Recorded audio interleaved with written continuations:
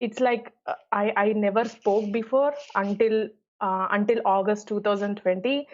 So I usually follow Brent Ozar, Brent Ozar blog post because he's very famous in providing the Yes. solutions to everybody. So I used to follow his blog post all the time. So one day, somewhere he mentioned that he have a Twitter account. I never had a Twitter account, but just to know what all he's posting, I just opened the Twitter account, and during that time I came to know, and I saw that hashtag SQL family, and I came to know like what is this hashtag SQL family. I'm new to this Twitter, and like once I found what is the SQL family, it's a whole new world. It's completely professional. Even though it's Twitter, it's a completely new world. Like everybody is encouraging each and everybody. Like I never have seen that kind of world outside, because the other outside world was like negative, more Yeah. more of the negative side, right? If you Yeah. wanted to do something, are you sure you want to do that? Yeah, I avoided Twitter Think for a about very it. long time, for a very, Like, very, very long time, and it was William that got me into it. Who was with the SQL group. He was the one that told me to check out Twitter, and even then I was still kind of like, I don't know. But then I got in, and I found like the SQL part of Twitter, and it's nice. right. And Brett has a huge sale right now on all his stuff. He's got all of his like DBA tools and like consultant tools. Right, Just $1,000 bundles that are like 80% off right now. right, right, Um, so just plug in that because that's a huge discount. Uh, right, right. but So such kind of information you can get on Twitter right away when he posts. First he posts on Twitter, exactly. then everywhere. If he posts a blog, then he will put the tag on the Twitter and then he posts it. So you can always be updated. So one day while I was going through, like I have so much of self-doubt on me. I don't know if I can speak because I'm an introvert. I like to be alone all the time. But I had this thought like, how can these guys speak so well, and how can they be so updated? I can't just open my books and read, because if I started reading, I'll fall asleep.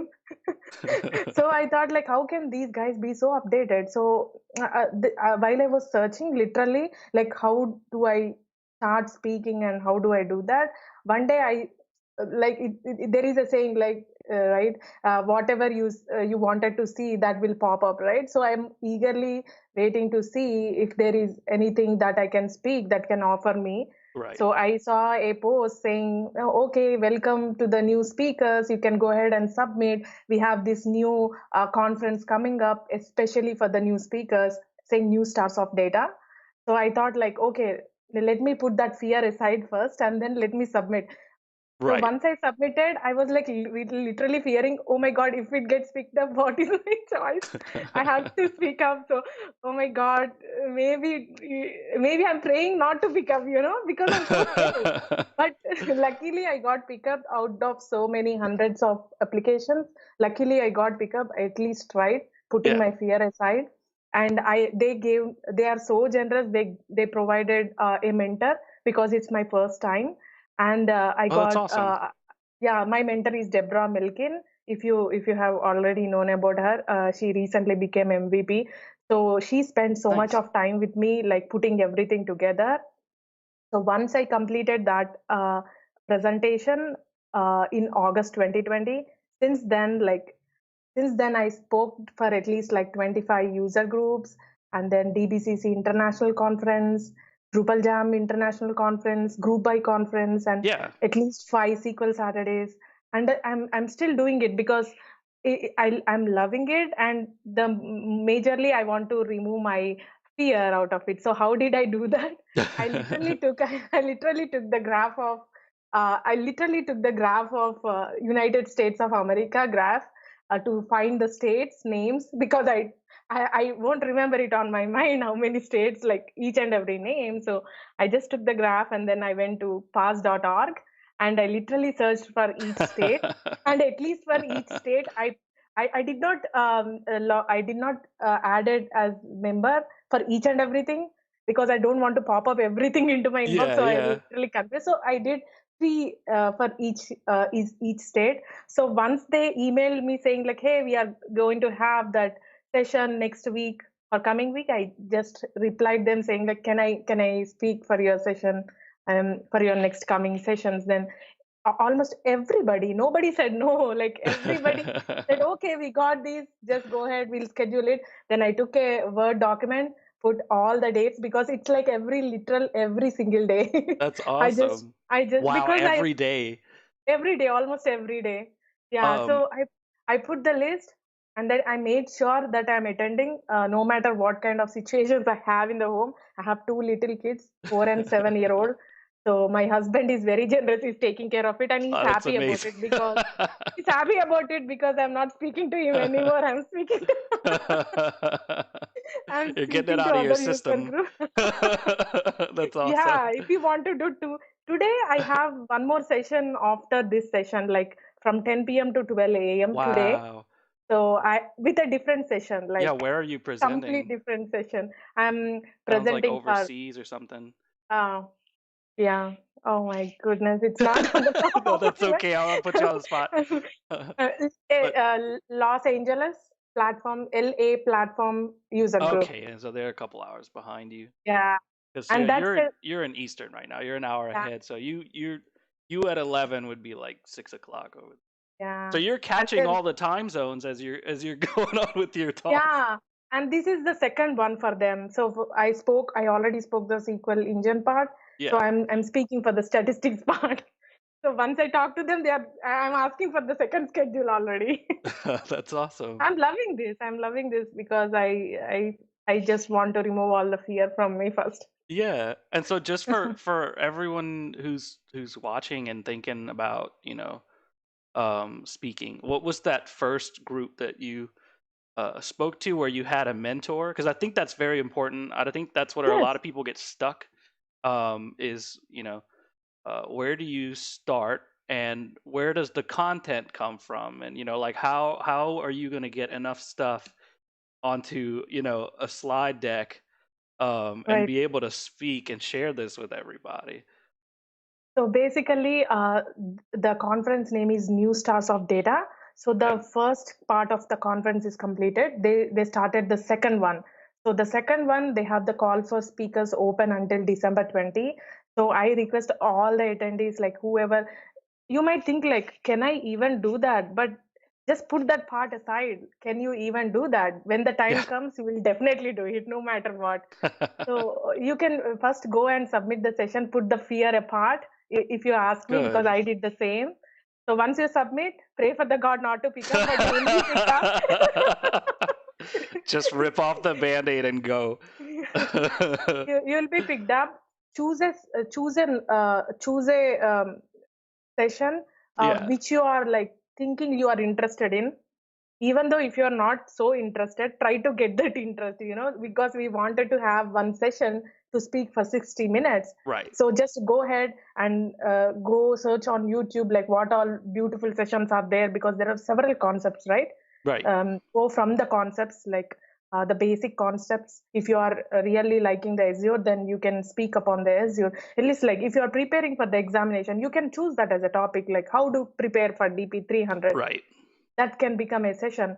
So once you are selected, they will give you a mentor, and that mentor, they will schedule meetings with you every week, whatever you it chooses you. If you want to get the meeting for every couple of days, then they are okay with it. They are very flexible, and they can at least Deborah spend like at least some hours, um, back to back. She spent like at least 2 hours a single session. Right. They will help you to put that slide deck for you. Like they will literally help you in every single step, so you don't have to worry about anything. Even Oh, if you wow. don't have the session in your mind, Yeah. they will give you, like, okay, if you are really interested in Power BI, they might give you some topics. Yeah. And yeah, they That's can amazing. help you in, yeah, they can help you in everything until the day of your presentation. They will also stay on the line to give you that confidence. Right. Such an amazing. and everything they are doing it for free just to see other people grow. So why won't you take the chance of having that opportunity? We Exactly. already have that opportunity, right? Exactly. Well, thank you for sharing that, because that's definitely like it's very hard to find resources on that, and I think I mean, it's good to read about it, but it's also really good to hear it from someone who's been doing it, and especially from someone who's approached it as aggressively as you have. Oh my God. Yeah. Yeah, no, Um, that's very impressive. yeah. So, Thank you. But real quick, so we have Deepthi with us. This is Brian McCoy, who is from the .NET user group. He's hanging out for moral support, because this was almost my first live stream solo, sorry. and Yes, I'll be. I was being I'm a big sorry. baby about it. No. It's we're still new to this. So We're he still getting came used by. to it. Bedford was there for me last week whenever I did my first solo stream, so I figured it's here. But I mean, it's all about the community. I may be a .NET person, but I still appreciate my DBAs. I see Kenny is out there harassing me already, Yeah. so the night is We may not still understand young. each other, but we care about each other. That's right. So yeah, so I'll just be here. I'll be manning chat, and relaying any questions. Right. I may not understand the questions. I'm surely not going to be able to answer them, but I will relay them to you. So Yeah, I just, again, to reiterate what Bedford said, we really appreciate you sharing your experience. That's impressive. I mean, that's a talk in and of itself. Yeah, really, seriously, I want to hear that talk one day. Yeah. How to get started with SQL talks. That's right. Yeah. But That's right. and we just have a few announcements. So for December, the SQL and .NET user groups, are we doing a joint thing, Brian? Is it just like we're doing like a Christmas thing, I guess? Yeah, we're just going to try to hanging figure out a social event of some site. It may end up being, Discord gaming or something. I don't think it's going to be a live stream, because let's be honest, I would like to have a beer and hang out, but I also don't feel the need to share that. That's right. Nobody wants to live stream their company Christmas party. Yeah. So yeah, don't do that. Don't do that. Bad idea. Yeah, so that'll be December. I used to cater forward, Christmas parties, and people do things that they don't normally do in the office, and you don't want to broadcast that.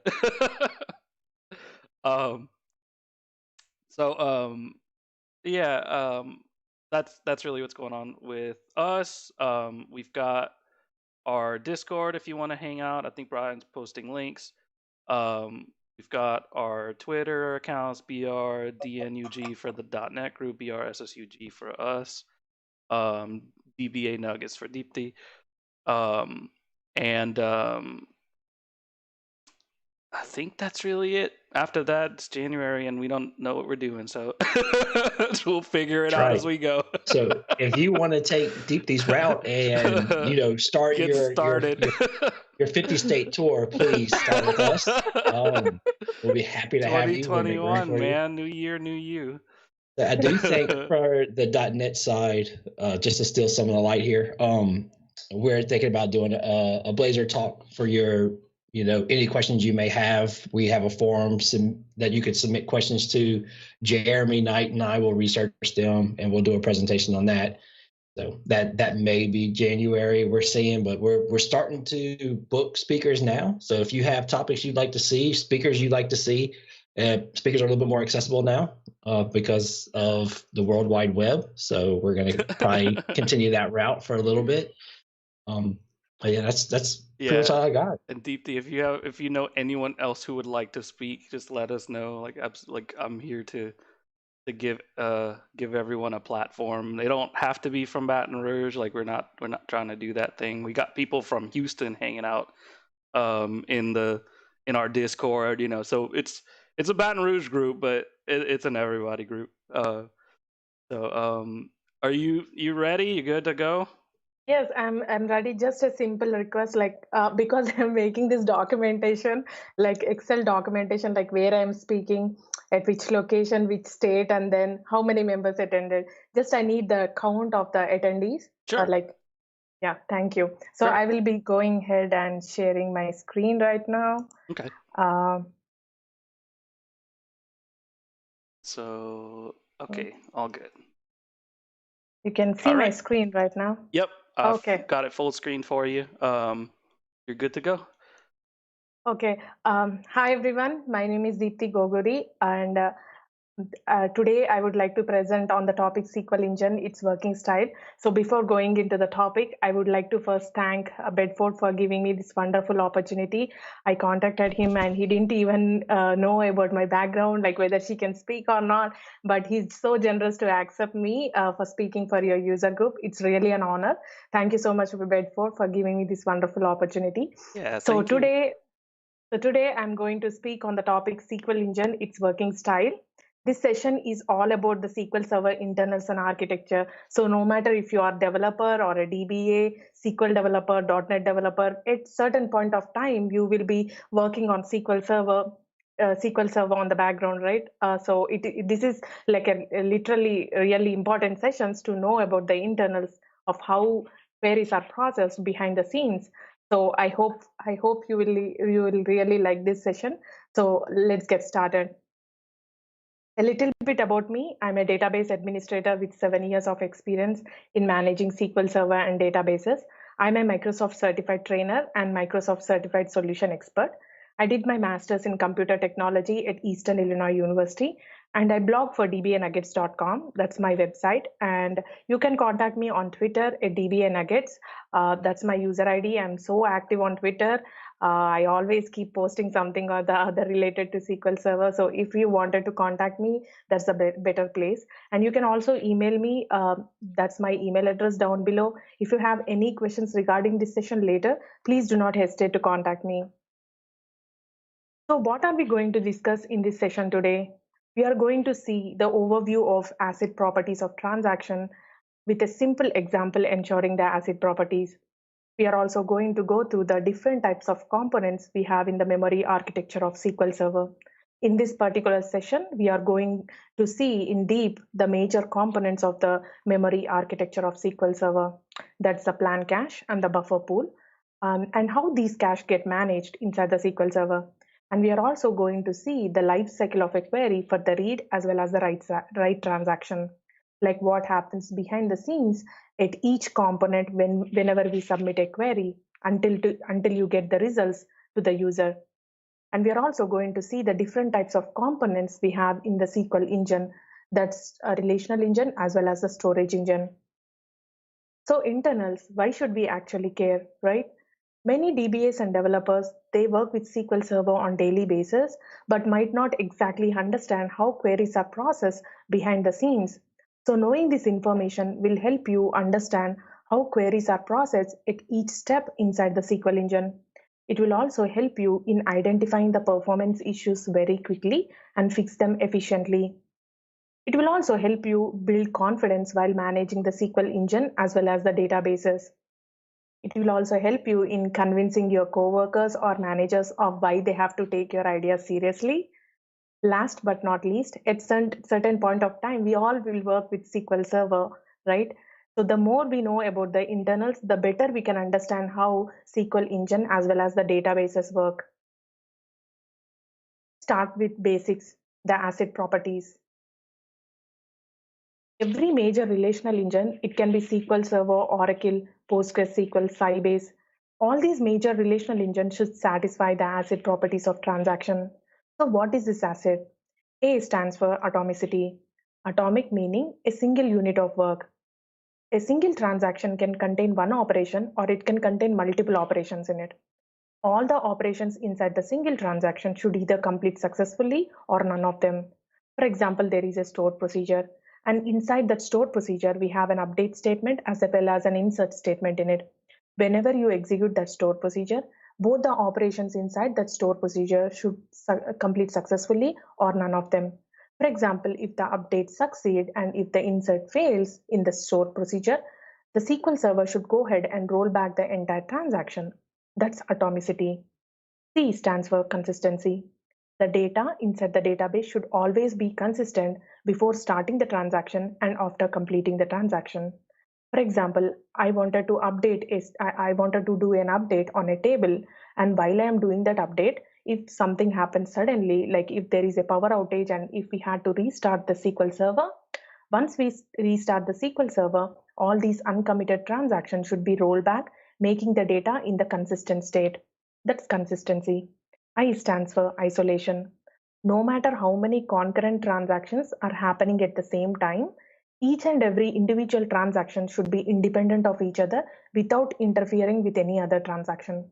For example, I wanted to insert bunch of records into a table, and while I am doing that insert, none of the other transactions should be interfering with my transaction. That's isolation. D stands for durability. So once the transaction is successfully completed and all the data has already been made to the database should be permanent. Like tomorrow, if I had to restart the SQL Server for some reason, then once I restart the SQL Server, all the data which has already been made to the database should be permanent.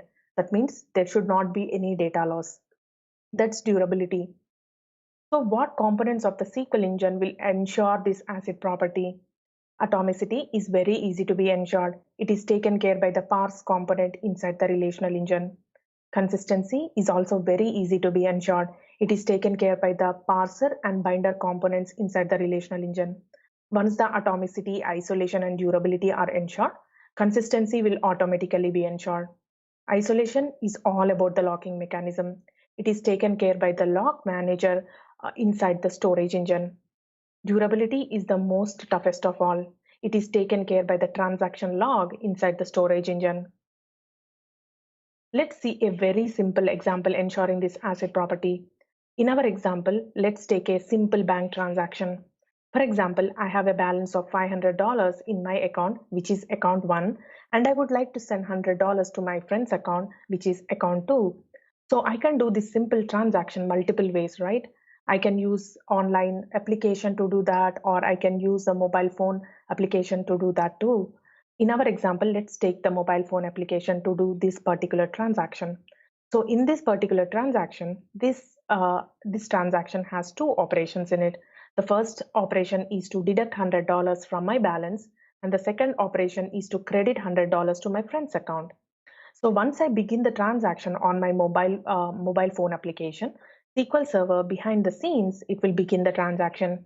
It will go ahead and deduct $100 from my balance where ID is 1, which will make of $400. This is the first operation. And the second operation is to credit $100 to my friend's account. But I suddenly see this on my screen. I am logged out of my mobile phone application and I see this alert saying facility is temporarily unavailable. Now wait, what? What has happened? I'm in between the transaction. My transaction is not completed yet. I don't know if I lost my $100 or if my friend has received $100. So I immediately called her and asked if she received any money, which she said she didn't. So I do not have any other option except to call the bank customer service guys.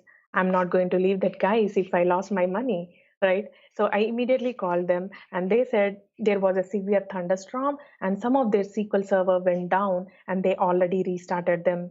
Now just imagine if this particular transaction will ensure the ACID properties of transaction, what should happen once they restart the SQL Server? Now let's see what will happen. So once they restart the SQL Server, the uncommitted transaction is completely rolled back, making the data in the consistent state. Now this particular transaction ensures the ACID properties of transaction. Now how? The atomicity is ensured by rolling back the entire transaction. So the consistency is ensured by reflecting $500 in my balance, which is the initial amount before starting the transaction. So consistency is also ensured. Isolation is also ensured. Like, did you observe when SQL Server went ahead and deducted $100 from my balance, none of the other transactions were interfering with my transaction, right? So isolation is also ensured. The durability part is also ensured. Like, I do not lose my money. My $100 has been rolled back, making the data like the $500 is being shown in my balance, which is the initial amount before starting the transaction. So once they restarted the SQL Server, transaction log helped make this possible. So that's how each and every relational engine transaction should be ensuring the ACID rules, ACID properties of transactions. So let's talk about the overview of SQL Server memory architecture. So SQL Server Engine is a Windows program which will use Windows APIs to allocate memory to the SQL Server. So there are different types of memory components we have in the memory architecture of SQL Server. In this particular session, we are going to mainly focusing on plan cache and the buffer pool because these are the major components. These are the bigger components in the memory architecture of SQL Server. So let's see what other components we have. The first one, the plan cache, which is one of the major components. It will hold the store procedure, query plans, etc. The next component is the buffer pool, which basically holds the 8 KB data pages and the index pages. This is the biggest component inside the memory architecture of SQL Server. There are also other type of cache like log cache, token and perm user store cache. Now what this token and perm user store cache does is it will store the user permissions onto the objects in it. There are also other type of cache like column store cache, which holds the column store indexes in it. Now all these caches which you are seeing in the blue color are very special. Now why I say that is because they can be easily expanded and shrinked when there is a memory pressure. Now, how can they be easily expanded and shrinked? Because they have a backing mechanism in them. When there is a memory pressure, they can easily send these objects that they are storing in them to their respected stores on the background. But what about the fixed memory which you are seeing in the green color? Fixed memory is known as fixed because it cannot be expanded and shrinked when there is a memory pressure. But what kind of things will be using this fixed memory, right? The connections to the SQL Server, like the memory grants connections that we use for the hashes and sorts, the memory grants that we allocate to the query even before that query gets executed. Those kind of connections will be stored inside the fixed memory. Now, basically, the SQL Server have less than 1% of the fixed memory in total. But what if this fixed memory is completely full, right? Because all the connections has been already connecting and we just can't disconnect one connection and give that particular connection to the other user, right? So what will happen if this fixed memory is full? The SQL Server, because this is a fixed memory, it cannot be expanded and shrinked. So what the SQL Server does is it will have an alarm system inside it. It will go ahead and it will alert the other caches, the major caches which you are seeing in the blue color, for example, the plan cache and the buffer pool. It will request these bigger components to release the memory. Now, how they release the memory? Because they are shrinked and expanded when there is a memory pressure, they will send these objects, they will eject these objects out of the cache and send them to their storage systems, right? That in such a way that it can release this memory and it can provide that memory to the fixed memory so that the fixed memory can use that memory for more connections. That's how the fixed memory gets managed. And there is also other type of memory known as SQL Server.exe overhead memory. As you know, the SQL Server.exe is an executable and many things will be running this executable, right? For example, the thread stacks from the Windows Server. So even that comes under the component of memory architecture. There is also other type of memory known as in-memory OLTP. This particular in-memory OLTP is also the fixed memory. It cannot be expanded or shrinked when there is a memory pressure. So what kind of things will be using this memory? Memory optimized tables will be used in this memory. So there should be some other process which should be kicked in for cleaning up these in-memory OLTP objects such that it will have more space for the newer objects to be stored inside it. So that's the in-memory OLTP. So this is the overview of memory architecture of SQL Server. Now let's see how this plan cache and buffer pool gets managed. So how is this memory gets managed, right? There is something known as LRO algorithm, which is also known as least recently used algorithm. The -K is for the complexity of the code. Now, what is this LRO? LRO meaning if something is staying in the cache for the longer time, those kind of objects will be easily discarded out of the cache. But what happens with the SQL Server? SQL Server will think this way. If there is an optimization plan that is created with less amount of cost and resources, those kind of plans will be discarded first. But what if in reverse. Like if there is an optimization plan, if there is a execution plan that is created with so much of resources and cost for it to get created and then to be stored inside the plan cache, those kind of objects will have more options to stay inside the cache for longer time. Now, how this memory gets managed? There are two types of process which will manage the plan cache: the lazy writer and the other is ghost cleanup. Now let's see how these two processes will manage the plan cache. Now this is my plan cache, and the right side diagram which you are seeing is my little plan cache. We just have some space in it. So we just have three objects in it: the plan 1, plan 2, and plan 3. These are the execution plans in my plan cache. And for each object we have inside the plan cache, we have two numbers at the bottom of each object. The left side number is known as complexity code value, and the right side number is known as complexity countdown value. Now what happens is the lazy writer will be kicked in by the SQL Server automatically every minute. Now what it does is it will go ahead and check if there are any least recently used execution plans. Now in our example, none of them will be used. So what the lazy writer does is it will go ahead and decrement the complexity countdown value by 1 on each object it finds that it is not being used. So here none of them will be used. So what it does, it will go ahead and decrement the plan 1 complexity countdown value from 18 to 17, for the plan 2 from 9 to 8, and for the plan 3 from 2 to 1. Then the lazy writer will go away. In the very next minute, the lazy writer will kick back in again to see if there are any least recently used execution plans. In our example, none of them will be used again. So what it does, it will go ahead and decrement the plan 1 complexity countdown value from 17 to 16, for the plan 2 from 8 to 7, and for the plan 3 from 1 to 0. Now did you observe the plan 3 complexity countdown value has changed to 0? That means the SQL Server should go ahead and discard this particular plan out of the cache, right? It should just evict this plan out of the cache, right? But that is not what it is going to happen. There is some other process which will be kicked in every few minutes by the SQL Server, which is known as ghost cleanup. It will be kicked in every few minutes by the SQL Server automatically.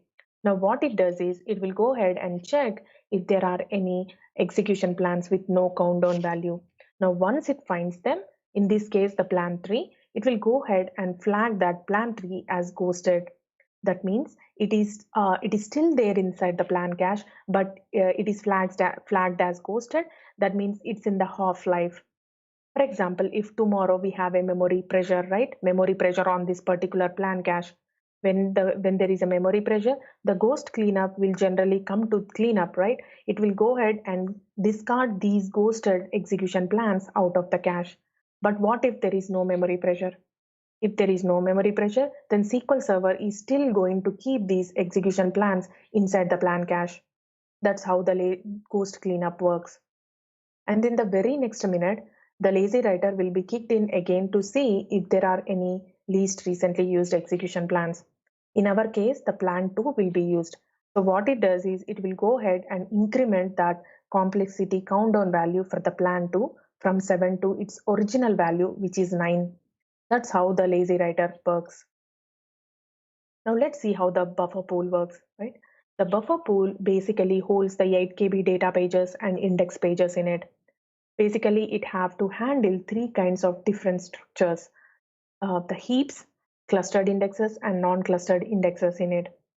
For example, if you wanted to do a select star from a heap table, you know what will happen. The buffer pool, it have to go ahead and grab all those data pages into its memory, the buffer pool, and it have to do the operations over there depending upon the type of operation we are sending, right? Which is very IO intensive. That buffer pool part, which is going ahead and grabbing those pages from the disk file system, from the database files, it is very IO intensive and very resource consuming. But instead of that, if you put an index and clustered index and non-clustered index on the top of that heap table, then the buffer pool has to go few trips onto the disk file system to grab those pages into the buffer pool, which will actually reduce the IO and speed up the query process. Now, how does this buffer pool gets managed? There is something known as checkpoint process, which will be kicked in every few minutes by the SQL Server automatically. What it does is it will go ahead and check if there are any dirty pages inside the buffer pool. Now, the database pages, they will never get modified directly from the database files, right? What it does is it will grab all the database pages, what it have to modify, it will put inside the buffer pool, modify the database files over there, and push back the database files into the disk file system, into the database files, finally to harden them onto the disk. So what the checkpoint process does is it will go ahead and check if there are any dirty pages inside the buffer pool.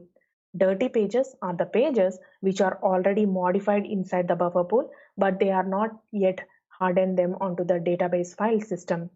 So what it does, it will push back all these dirty pages into the database file system and harden them onto the disk. That's how the checkpoint process works. And you can manually run this checkpoint process by typing the word checkpoint in your management studio. And when you execute it, it will, just like its regular process, it will go ahead and push back all these dirty pages back into their database file system. So that's how the checkpoint process manage the buffer pool. Now, this is a very important slide, how the SQL Optimizer choose the plan, right? Choose the execution plan. Now, the SQL Optimizer is a cost-based optimizer. It always wanted to choose the good enough plan instead of the best plan. Now, what is the difference? The time and the cost is the difference.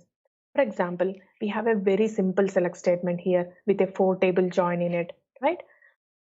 For example, if the optimizer have to go ahead and choose the best plan instead of the good plan, what it have to do?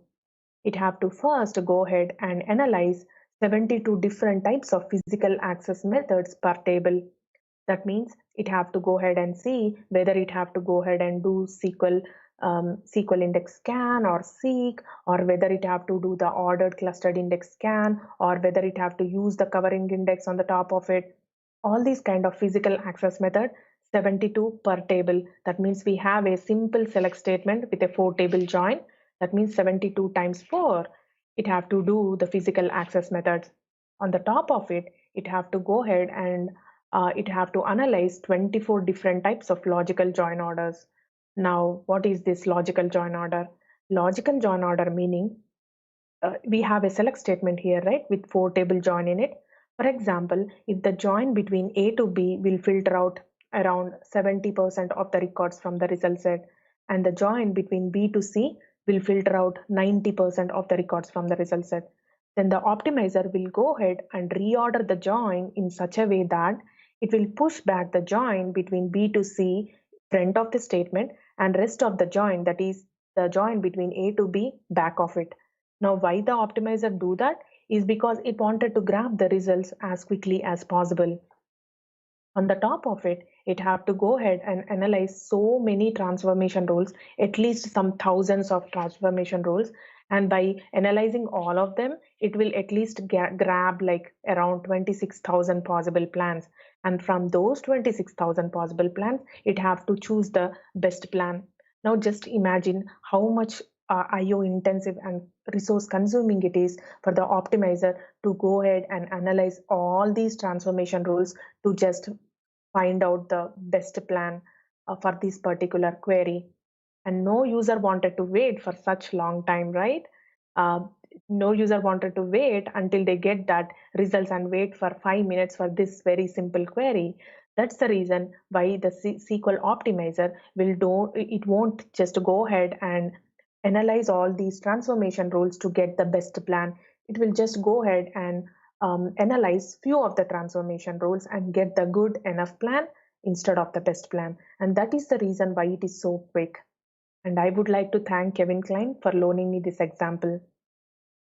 If I explain the same concept in a very simple words, for example, if the optimizer choose the execution plan A in 3 milliseconds and the execution plan B in 3.5 milliseconds, but in order to choose the A is better or B is better, it have to go ahead and analyze so many transformation rules for 5 minutes. The optimizer doesn't want to do that. It will just go ahead and grab the plan A or B randomly. That's the reason why the SQL optimizer is so quick. Now let's talk about the life cycle of a query. The life cycle of a query is divided into 3 different steps. The first step contains the components parser, binder, simplification, and the trivial plan. Now, all these components from the first step are very lightweight to the SQL Server. They doesn't require much of the metadata except for the table and the query definitions. That's all they need.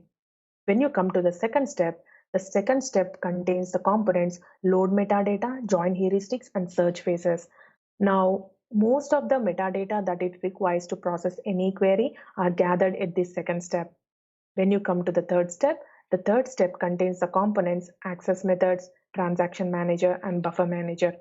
Now, when you compare for the first step to the second step, first step and second step to the third step is very IO intensive. Now, why I say that is because we have a buffer manager inside our third step, and that buffer manager has to go and grab the database pages in the form of 8 KB pages, put it in the buffer manager and do the operations over there, which is very IO intensive. That's the reason it's very resource consuming when you compare with the first two steps, like first step as well as the second step. Now, this is the overview of the components we have in the SQL engine. The first step components and the second step components will come under the relational engine, and the third step will come under the storage engine. Now let's talk about a simple select query, how it runs behind the scenes when a query is submitted to the SQL Server, right? For example, we have a user here and he wanted to do a select statement. He wanted to run the select statement onto the SQL Server.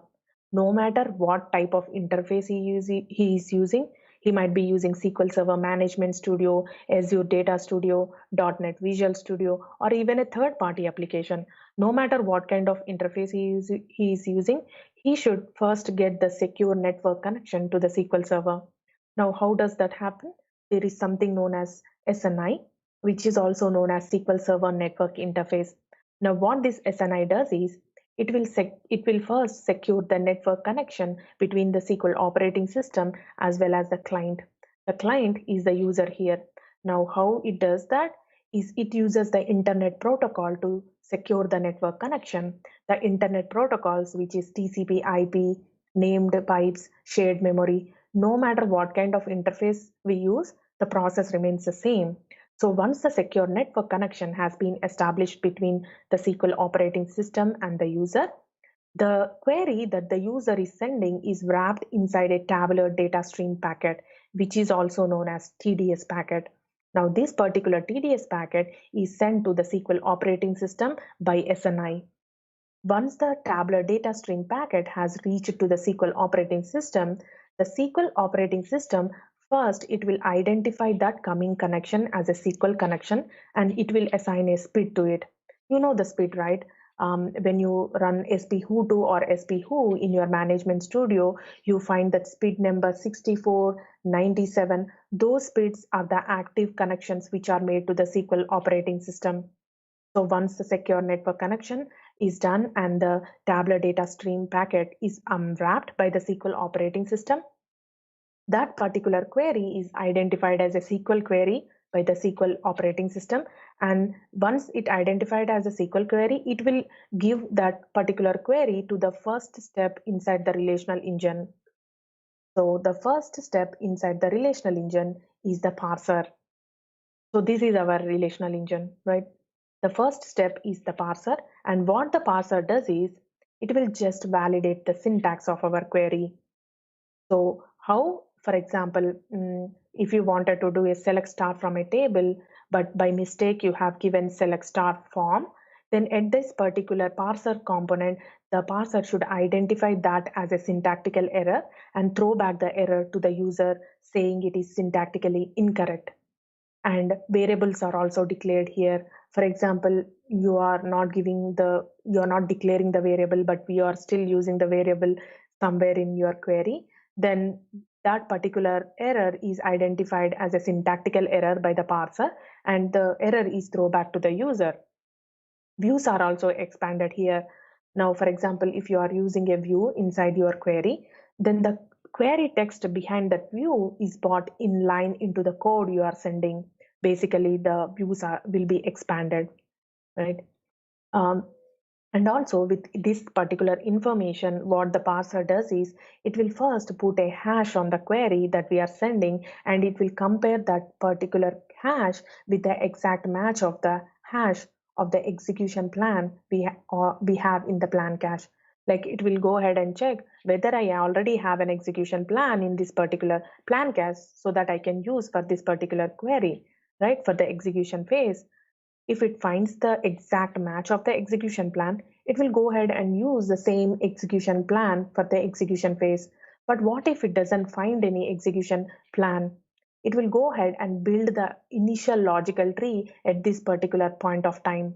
And then now our query will be sent to the binder component.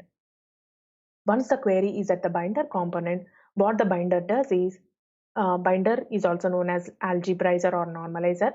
What the binder does is it will validate and identify the objects which we are using in our query, like the columns, tables, whether they are valid or not.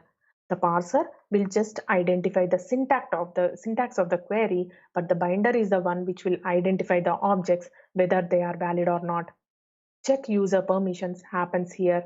That means whether the user have the enough permissions to execute that particular query, or whether he have particular permissions onto the objects to just view those objects or modify those objects. Those kind of things are checked here. Data type resolution also happens here. Now what is this data type resolution? For example, you are doing a select statement between two tables and you are using a union clause in between those two tables. The ordinal column of those two tables should match their data types. Now I'm going to show you an example in our demo of what this data type resolution is. And aggregate binding also happens here, like the sum, average, those kind of things are checked here. And with all this information, the binder will go ahead and update the parse tree inside the plan cache, and now our query will be sent to the simplification component. Now once our query is at the simplification component, the name itself says like it will simplify something, right? The simplification will just simplify our query that we are sending. For example, if we are sending a query with a subquery in it, then SQL Server at the simplification component, it will go ahead and convert that subquery into a simple join. No matter how many subqueries you are sending, it will just go ahead and convert those into a simple joins. And contradiction detection happens here. For example, if there is a foreign key contradiction, those kind of things are checked here. And with all this information, the parse tree inside the plan cache is once again updated, and now our query will be sent to the trivial plan component.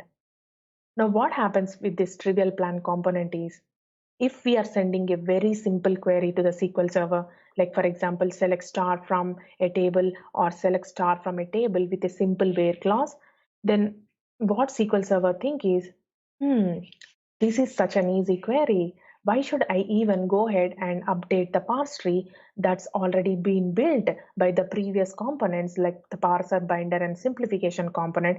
They have been built a parse tree inside the plan cache until now. Like, why should I even consider that? Let me go ahead and discard that parse tree inside the plan cache, and let me go ahead and create the trivial plan on the fly, because it doesn't cost it much. It doesn't cost any resources to go ahead and create the trivial plans. It will just create a trivial plan and use that particular trivial plan for the execution phase, if that query is really simple.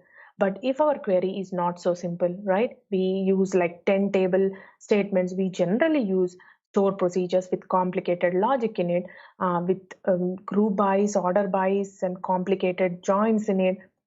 If that kind of query is coming to the SQL Server, then SQL Server will think that that query is really complicated, and it has to now send that query to the second step and create a full plan instead of the trivial plan. Now we will think that it is a complicated query, right? It will go to the second step of the relational engine. So the first step inside the second step of the relational engine is load metadata component. Now what happens at this load metadata is, most of the metadata that it requires to process any query are gathered here. Like for example, the index statistics and histograms. Now what are these index statistics, right? Statistics, index statistics, and statistics are the blob structures which are created by the SQL Server, and they are stored in the system tables to describe the distribution of the data inside a column or set of columns or an indexed view. So basically those statistics, the SQL Optimizer will trust those statistics to determine how many rows that it is going to think they are going to come out of a table or a column. And auto create statistics are gathered here. For example, if your auto create statistics option is turned on at the database level, in the database properties, then very frequently you are running a select star from a table and searching on a column, right, in the where clause, and that particular column doesn't have an index on it, then the SQL Server will go ahead and create the statistics automatically on that particular column, even though if that column doesn't have any index on it. This will happen on the background. So cardinality estimates are also gathered here. Now, what are these cardinality estimates? Cardinality estimate meaning how many rows that the SQL Optimizer think they are going to come out of an operator, out of each operator inside our execution plan. Those kind of things are gathered here. And SQL Server and Windows collation are also checked here. And set options are also checked here. For example, if your set XML on or off, if you use the set ANSI padding on or off, depending upon on or off, the execution plan might be dependent. Now with all this information, the parse tree inside the plan cache is once again updated, and now our query will be sent to the join heuristic component. Now, in the previous slide, I have discussed about what are these logical join orders, but let me explain again. For example, we have a very simple select statement between three tables. Usually, we have a join between those three tables. For example, the join between A to B will filter out 40% of the records from the result set, and the join between B to C will filter out 99% of the records from the result set. Then the SQL Optimizer will go ahead and convert and reorder the join in such a way that it will push back the join between B to C front of the statement and rest of the joins, that is A to B, back of it. Now why the optimizer do that is because it wanted to get the results as quickly as possible. Now with all this information, once again the parse tree inside the plan cache is once again updated, and then our query will be now sent to the search phases. Now in the very next slide, we are going to discuss what these search phases are. But for now, just please remember that our optimizer, the SQL Optimizer, is a cost-based optimizer. It always wanted to choose the good enough plan instead of the best plan, because it can get the good enough plan very quickly, right? So no matter what kind of query you are sending, insert, update, no matter what kind of query it is, the SQL Optimizer will go ahead and choose the optimization plan from these three phases, the phase 0, phase 1, and phase 2. Once it finds the good enough execution plan, it will go ahead and update that particular information inside the plan cache. It will update the parse tree inside the plan cache, and it will finally put a hash on it, on that particular execution plan. And then our query will now send to the storage engine component, storage engine phase. But before going into the storage engine, let's see what these search phases are. Now, no matter if that is an insert statement, update statement, whatever SQL statement it is, the optimizer has to go ahead and choose the execution plan from these three phases. So what is this phase 0? Phase 0 is also known as transactional plan. Basically, these execution plans are created at the pre-optimization stage. Now, what is this pre-optimization stage? The first step inside our relational engine, the parser, binder, simplification, the trivial plan components, which we have seen inside the first step, those components will come under the pre-optimization stage. That means the trivial plans are generated at this phase 0. Now, these kind of execution plans are created for the queries with maximum of 3 tables, and these plans are created as quickly as possible, and basic heuristics are needed to generate these execution plans, like the query definition, table definition. Those kind of basic heuristics are needed.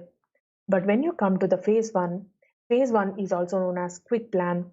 Now, these kind of execution plans are generated for the queries for the maximum of 8 tables, and more transformation rules are needed than phase 0.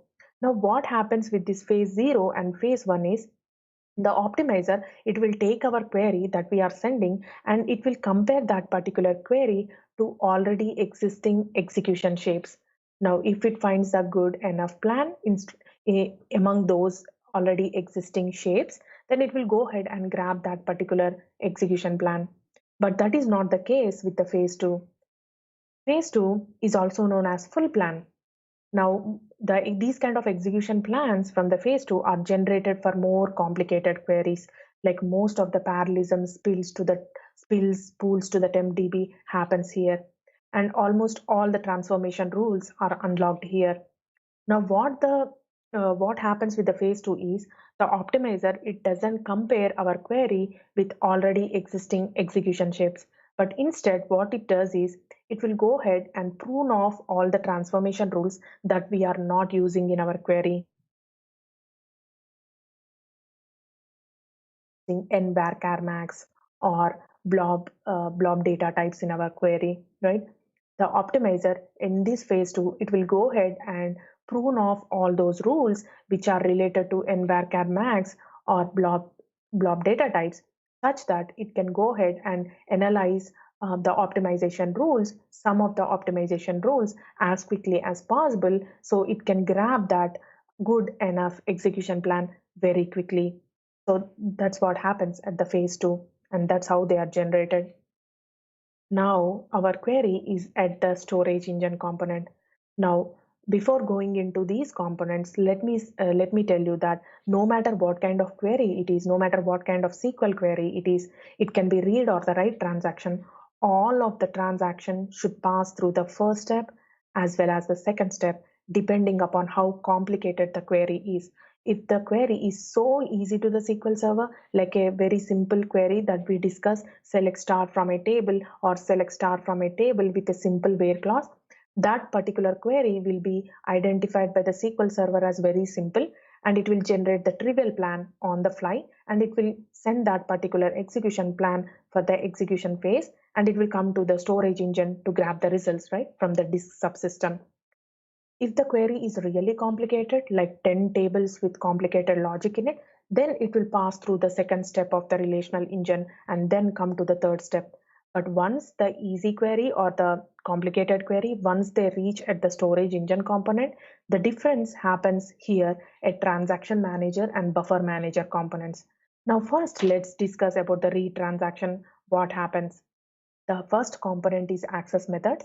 The access methods by itself, it doesn't do any operation, but what it does is it will just gather and analyze how it have to get the results from the database file system.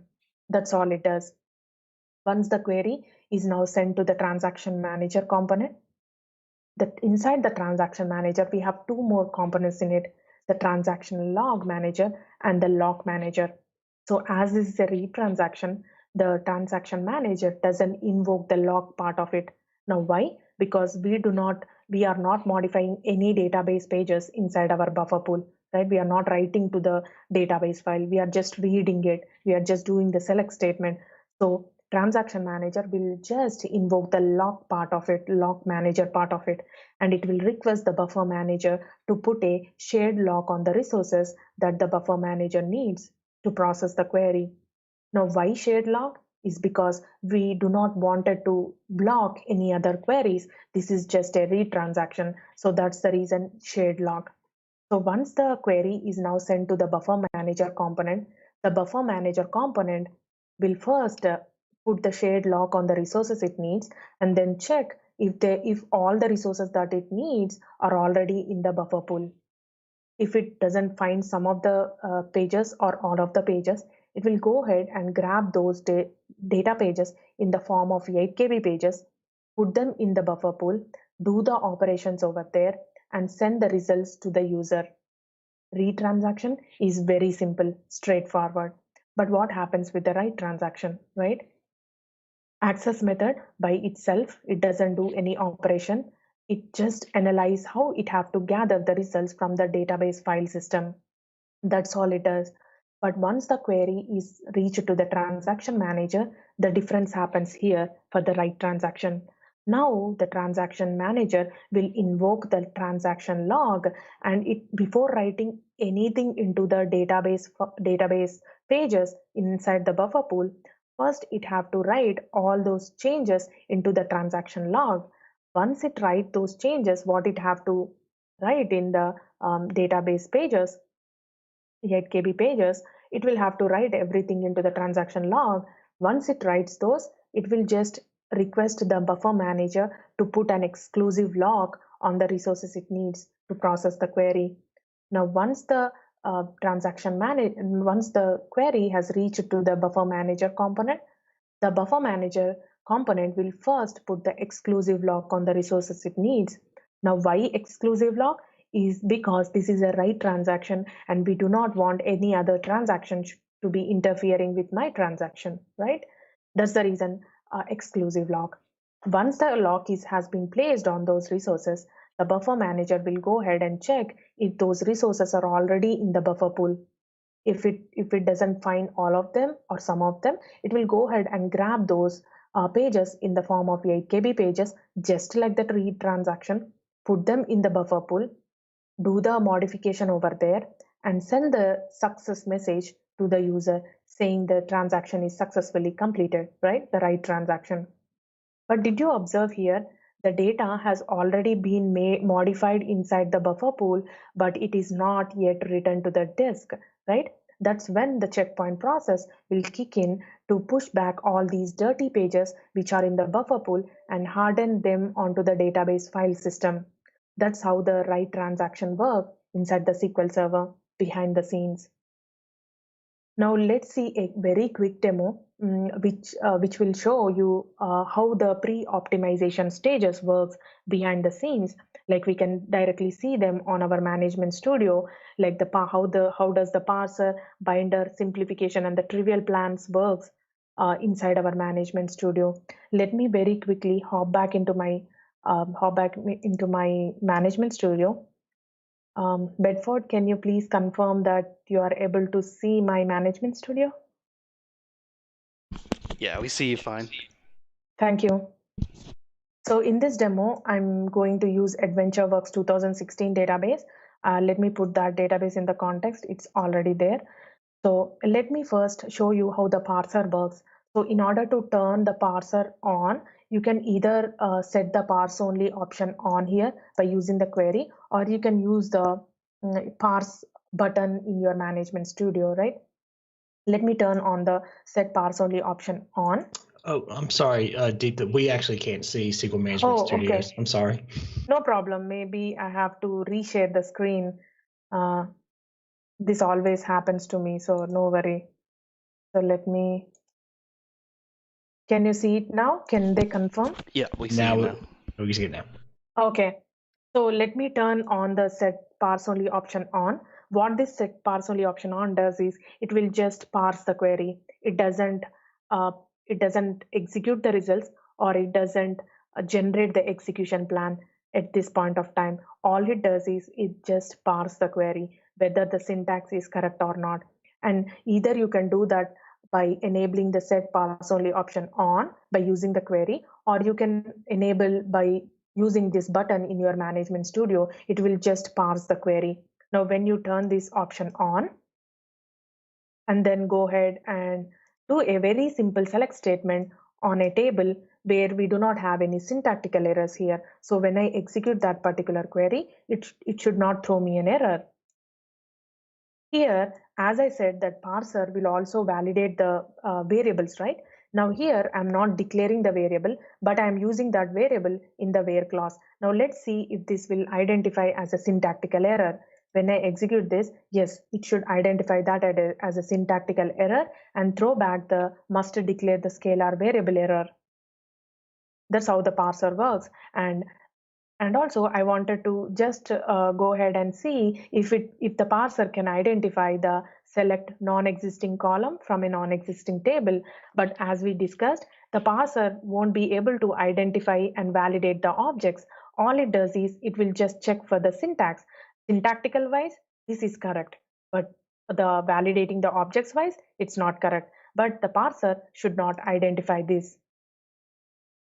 That's how the parse only option on works. So let me turn off this parse only option off. And let me turn on the format only option on. Now this format only option is deprecated, but yeah, we can still use it. It's still working. So we can use until they completely remove it. So once I turn the set format only option on, it will activate and it will trigger the parser as well as the binder components together. So when I turn on this option on, and then let me do a very simple select statement between two tables. Now all I wanted to do is just to validate the syntax as well as the objects in it. Now in this particular query, all the objects are already validated, and they are there. So when I execute this, it should not throw me an error. And also when I turn on the parse only option on, it doesn't produce any results. Like you see here, when I execute it, it doesn't produce any result, as well as it doesn't generate any execution plan. So when I do the same select statement again, select non-existing column from a non-existing table, but right now the parser and binder both will kick in together. So the binder component will kick in to show that the invalid object name, right? It should validate the objects at this point of time. So let me turn off set format only option off. And let me show you the data type resolution, right? I told you I will show you in the demo. So here we have a very simple select statement between the two tables. We are using a union all in between those two tables. The ordinal columns, meaning the customer ID here, which is of an integer data type, and the sales order ID is also of an integer data type. So the ordinal column of those two tables should match their data type, right? So both of them are integer data type. So whenever I execute this, we doesn't see any error. It works fine. But here I manually created a contradiction here. Now here the customer ID is of an integer data type and credit card approval code is of a varchar data type. Now that should throw me a error saying conversion error, right? The conversion failed error. So that's how the parser as well as the binder works. Let me show you how the simplification works. Now this is my demo. This still in the context of the database, so I don't need to do that. Now here we are using a very simple subquery in this select statement, right? Like we discussed, the simplification will convert the subquery into a simple join. Now let me turn on the actual execution plan on. Here, this is the actual execution plan. It will show you when I execute that, and when I go to the execution plan, did you see here? It just converted into a simple inner join. So no matter how many times you use the subqueries, behind the scenes, it will just convert into a simple join. And here, simplification will also remove the redundant joins. Redundant joins meaning we are still using the tables which we are not actually getting the columns from. Like here, we are just getting the columns from the sales order header table, but we are just simply using the customer table here. Now, when I execute that, by enabling the execution plan on, it's still on, so I did not turn again. When I do that, it just went and grabbed the results from the sales order header table. It did not even touch the customer table. So the simplification component at this particular stage, it will just remove all the unused tables that you are using in the query behind the scenes.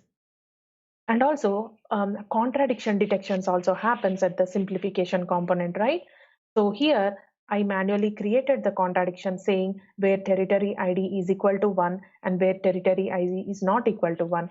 Now when I execute that, it should not throw me an error, but at the same time, it will not produce any result. Now why it did not throw me an error? Because the SQL Optimizer doesn't know what values we are using at the pre-optimization stage. Like if you are using territory ID is equal to 1000 or territory ID is equal to 10,000 or 0, it doesn't know what exact values we are using. And this is a very simple select query, right? This is a very simple select query, select columns from a table with a very simple where clause. Now let's see if the SQL Server will treat this particular query as very simple and what kind of query, whether it will create a trivial plan or a full plan. Let's see. My actual execution plan is turned on. When you do the properties on the particular select and go and see here the optimization level, it created the trivial plan. Now why? The SQL Server thought this particular query is so simple, and no matter how many times the user run this particular query, like 10,000 times, the SQL Server will simply go ahead and create the trivial plan so many times, 10,000 times, because it doesn't cost it much. By default, these trivial plans are not stored inside the plan cache. Now why? Because the SQL Server think, why should I even store these kind of trivial plans which I create it on the fly without of much cost and resources for me? Why should I even save that inside the plan cache, and why should I waste that memory? Let me use that same memory for the more complicated queries. That's how it thinks. But there is always some chances, right? Sometimes you think that SQL Server will go ahead and create a full plan for that particular query, and that full plan to be stored inside your plan cache, but not always. Sometimes you might see where you are expecting the full plan, SQL Server can go ahead and create a trivial plan, and that particular plan is not saving inside our plan cache, right? There is a chance where you can convert those trivial plans forcibly to convert those into a full plan and save those plan inside your plan cache. Now, how we can do that is by turning on the trace flag 8757. When you turn on that particular trace flag on that particular query, it will just be bound to that particular query. It doesn't affect the database, or it doesn't affect the server level.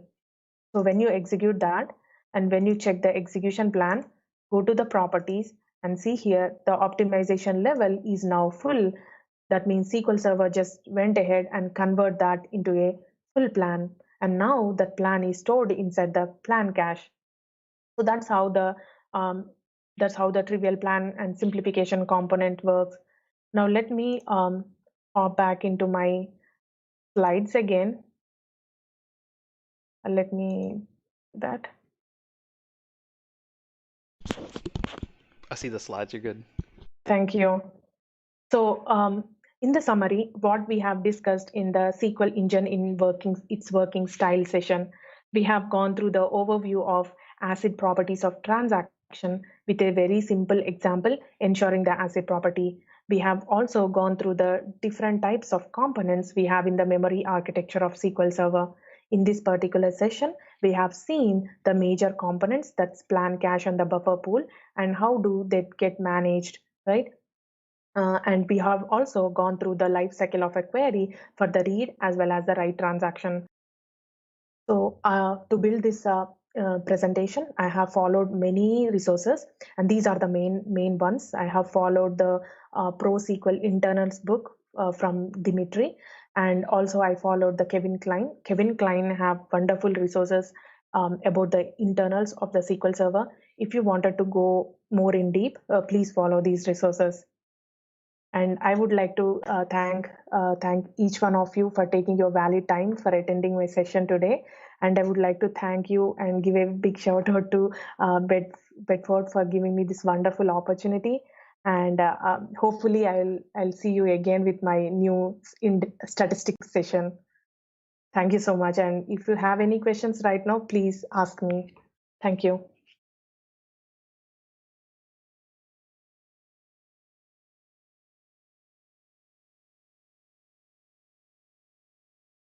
Any questions? Oh, Bedford, you're muted. But no, thank you so much.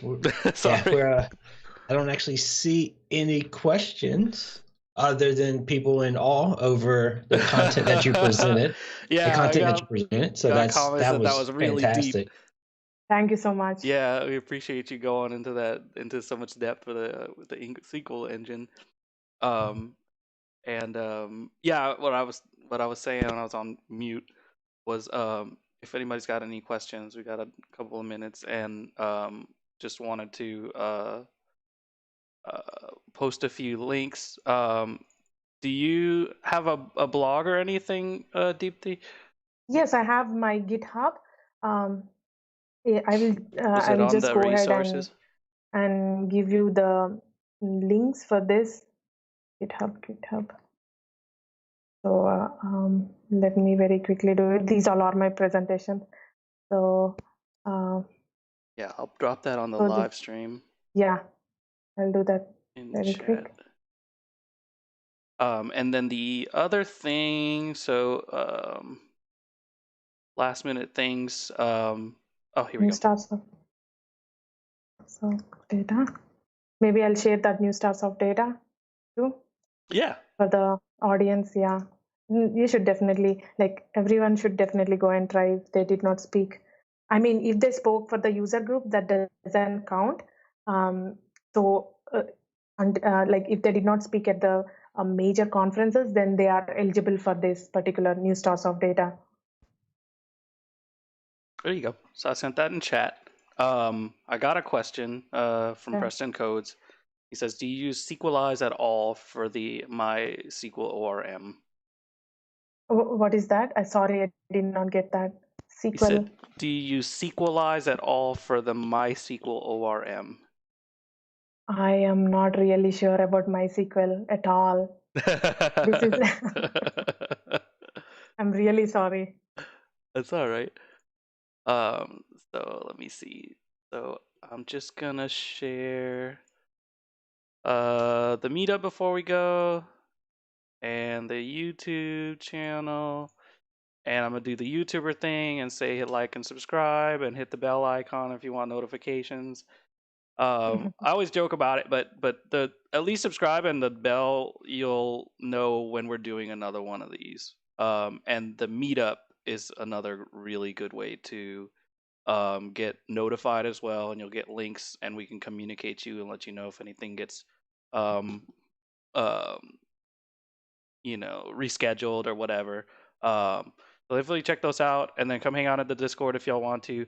Deepthi, thank you so much for talking with us and hanging out, and for all of that knowledge. Oh, you can see the video. It's going to come out tomorrow. So if you want to rewatch it, which I'm going to need to, if you need to rewatch it to sort of reabsorb all of this knowledge, it's going to be on the channel tomorrow once I edit it a little bit. So again, thank you so much, Deepthi. Thank you, everybody, for coming. And y'all have a good night. Thank you so much. Thank you so much, Bedford. Thank you. Awesome. I will send you an email. Yeah, no problem. Session. Yeah, I'll share it on the Discord and everything. Y'all have a good night. Have a